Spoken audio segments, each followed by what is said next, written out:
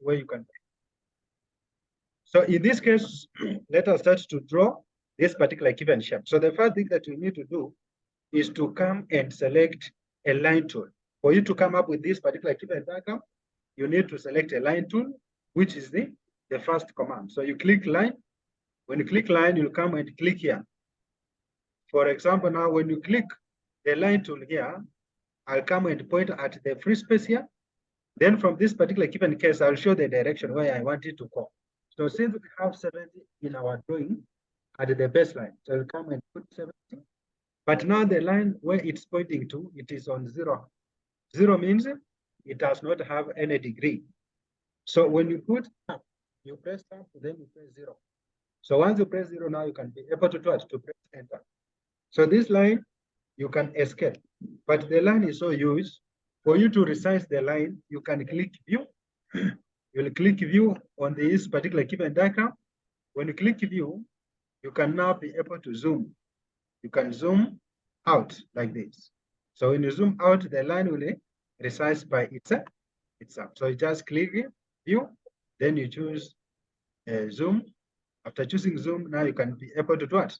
To click zoom out again. So that's how you should be able to work. So you'll see the line will zoom out, and it will be very small as compared to the first line. So in that case, this is 70. Now you can either decide to start drawing this line, or you start drawing this line. So depending on where you want it to go. So you can come and do it. Select one of the destination or where you can be able to choose your direction. So let us start with this one, where you will be able to draw a line from this point going to this point, which would be 60. So this line, when you click on the line tool, you can point here, then you point up, which would be 60. So pointing up, it would be 60 now. So from this particular given 60, since you are going up, you can be able to do what? You can be able to point the direction of the compass, which would be 90. So type 90 up. So in this case, let me repeat. For you to draw the line that is at the top here, you will come and select line, you point it here. Then you point it, you type it, then you press tab. When you type 60, you press enter. So this particular line will be able to escape. Now you can be able to escape also. So since we are here, we don't have any interconnection between these two lines. So what we'll do, we'll come and draw the line from this point to this side. But remember, this line from this point to this side, it is 70 also. So we'll come show 70 from this particular given point here. When you show 70, you will press what? Tab. So this particular given tab will come and what? 0, because it's going on your right hand side. But if it's going at the top, you can show 90. If it's going to the right left hand side, you can show 180. So if any line points to the direction of the right hand side, you can press tab, then you type 0 degrees. Then from there now you press enter. So in that case, you can easily join the line at the bottom here. So that's how you can be able to come up with this particular given small diagram of a rectangle. Then from there now, from this particular given line, we need to locate the center. A center of this particular given line, it will be 35. So you come and pick a line here, then you draw 35, tab 0. Come and draw 35 like this. So you type 35, tab 0. So when you type that 35 tab 0, you press enter. So this would be the center of the line. So since it is the center of the line, remember the shapes that are emitted here. We have the first circle and the outer circle here. So this smaller circle, our radius is 20, and the larger circle, radius is 35. So for you to draw this particular given rectangle, circle, first you'll start with the inner circle, then you go to the outer circle. So the inner circle, you come and pick a circle here, then you point to the center of the line, you click, then you move outside. After moving outside, you type as the radius, then you press what? Enter. Then again, you'll come and do what? Select radius here, a circle. Then you come and point it at the center here. you'll draw the outside, which is 35. So this one will be 35 like that. So once you press enter, the figure will be formed in that particular given case. So for you to be able to draw this particular rectangle again, which is here, you need to identify first the distance from the main line to the image line. So this particular case now, for you to be able to draw this particular given rectangle, first you need to trim these particular given portions to do away with them. For you to trim, I remember I told you on how to trim. We use the trim tool. Trim tool, for you to use it, you need to select everything. Selecting everything here, you hold Control and A.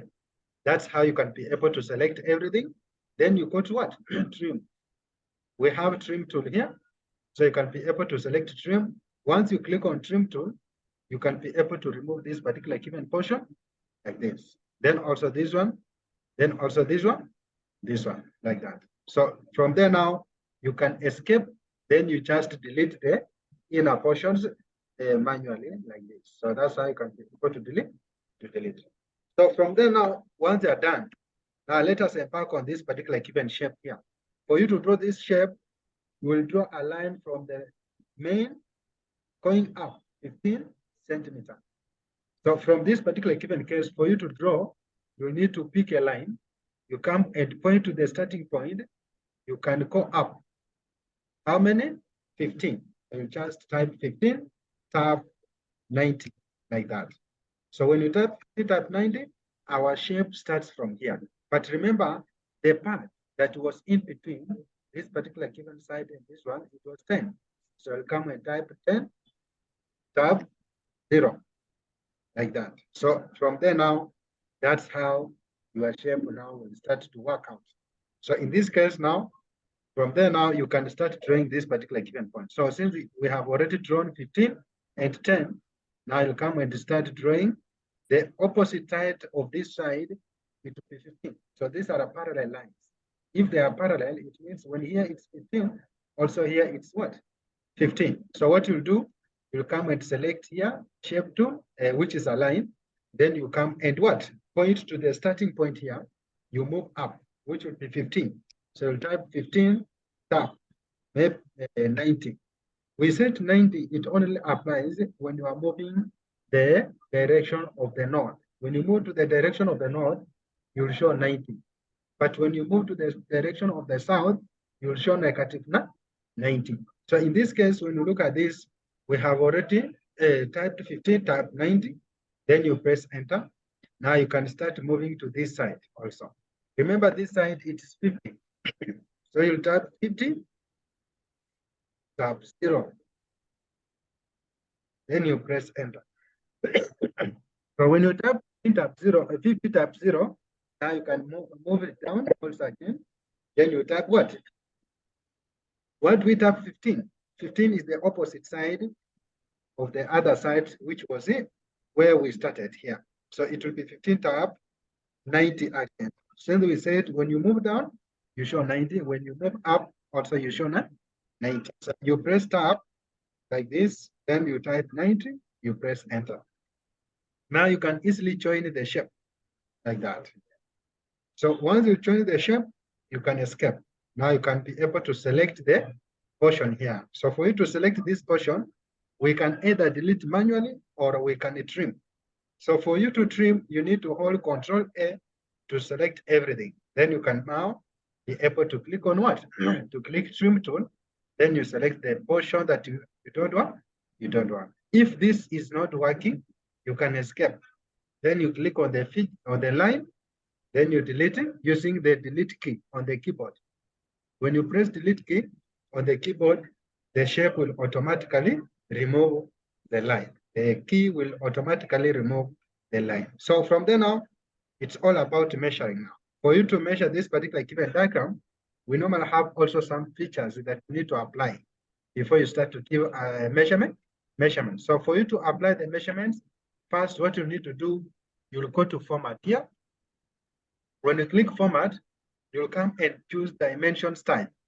So from the dimension style, you'll come and select. After selecting now, you'll be able to do it. to modify the measurements by clicking modify. After clicking modify now, this one will be able to do what? To modify the measurements by clicking line. You can choose line. You change the line style that you want. So you can change the line color also to be different color style. You can also apply the baseline spacing. But if you don't want these, you can still come back and apply white like that. So that's how you can be able to apply. Then from there now we have arrows. You can choose also arrows by adjusting the size here. You put it maybe 4. When you put it 4, you go to text also again. From this particular given text, now you can also adjust the size of the text before. Then from there now you can also choose primary units. Since our units here is in whole numbers, so you can choose text. Then you go to primary units here. Then you can change it to 0 decimal here. So when you change it to 0 decimal, automatically you will click. So once you click, now you can click OK like this. So when you click OK, now you can be able to do it, to select close here. Now, for you to apply the measurement tool, you'll go to dimension. Dimension here, you can start with as you know, we have different types of measurements, but now it depends where you want to apply the measurement. So what you do, you just select a line. When you click on line, now you point to the starting here, then you go to where the line ends. You click, then you move it down like this. So that will be 17. Again, when you want to show this one, which is 15 here, you go and select what? Dimension. Dimension, you choose aligned. After choosing aligned, you point here like this. Then you point to the other side like this. Then you click. So that one will be 15. Then from there, we have also this one. For you to apply that, you'll go to dimension. You choose aligned like this.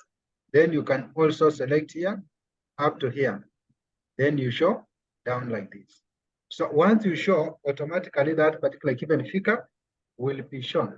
So I've said you choose dimension, aligned.